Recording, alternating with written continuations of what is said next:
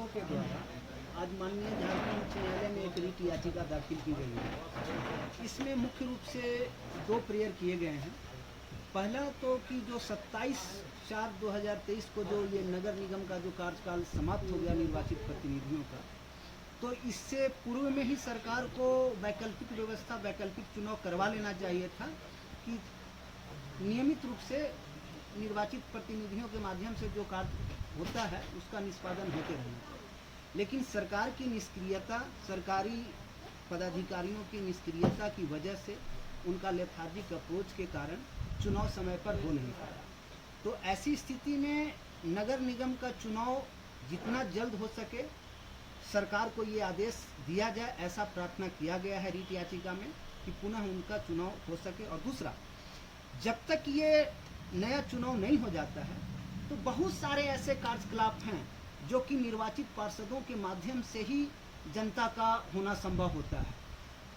Day to day का जो समस्या रहता है उसके लिए 10:30 बजे से 4:30 बजे का समय के अनुरूप कार्यालय में जाकर के ही उस शिकायत का वहाँ पे निपटारा करवाने के लिए दरवाज़ा खटखटा, ये संभव नहीं है।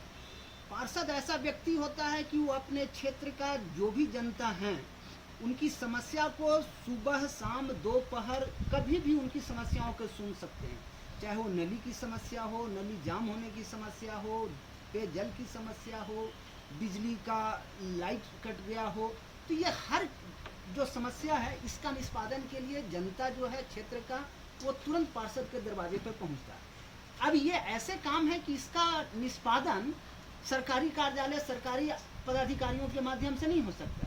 बहुत सारे ऐसे लोग हैं जिनको कहाँ पे नगर निगम का कार्यालय है, कौन सा पदाधिकारी इसके लिए अधिकृत है, यही उनको पता नहीं होता है। अगर जो भूलवश अगर जो कोई नगर निगम कार्यालय तक पहुंच भी जाए तो वहाँ पर कौन है, क्या है, अभी वो बाबू नहीं है तो ये टेबल पर गए तो नहीं, अभी इनका ये काम नहीं है, ये उनका काम है।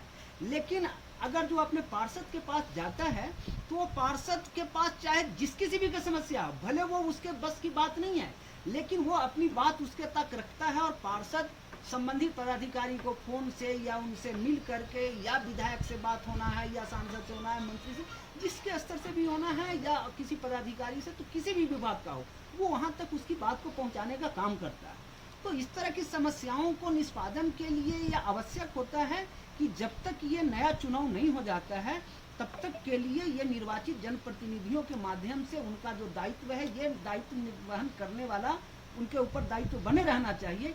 इस पावर को जो चुनाव समाप्ति के बाद जो ये खत्म करने की जो आशंका है, उसी के मद्देनजर रखते हुए ये भी एक दूसरा प्रेयर है कि उनको एडहॉक के तौर पर, एक एडहॉक अरेंजमेंट के तौर पर इनको काम करते रहने देना चाहिए।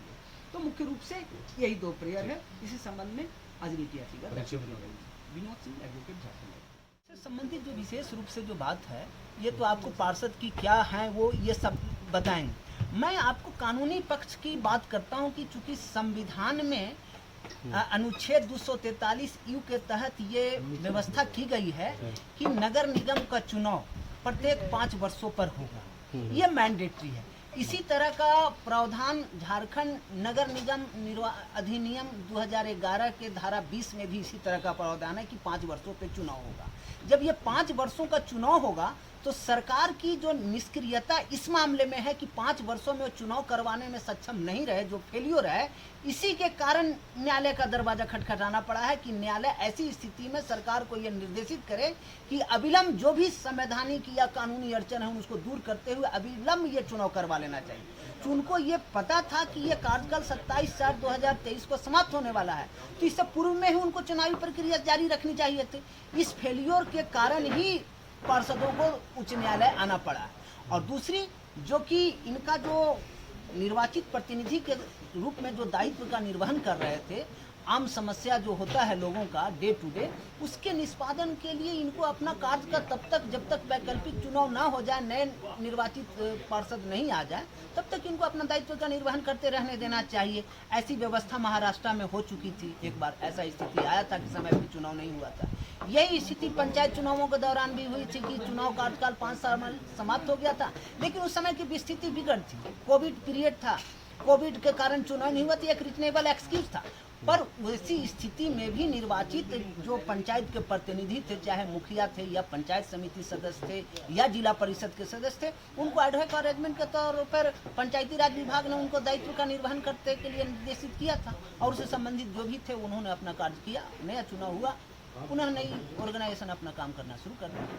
क्या उम्मीद है सर आपको? उम्मीद है, संविधान में मैंडेटरी प्रावधान है तो इससे एकदम निश्चित रूप से आसान्वित है कि माननीय न्यायालय ऐसा निर्देश पारित करेगी, क्योंकि ये संवैधानिक बाध्यता है और संवैधानिक बाध्यता में है। संविधान के मानदंडों के अनुसार ही अनुच्छेद 226 के अंतर्गत माननीय उच्च न्यायालय जो भी न्याय हित में आदेश होगा वैसा आदेशित करेगा। ठीक, थैंक यू।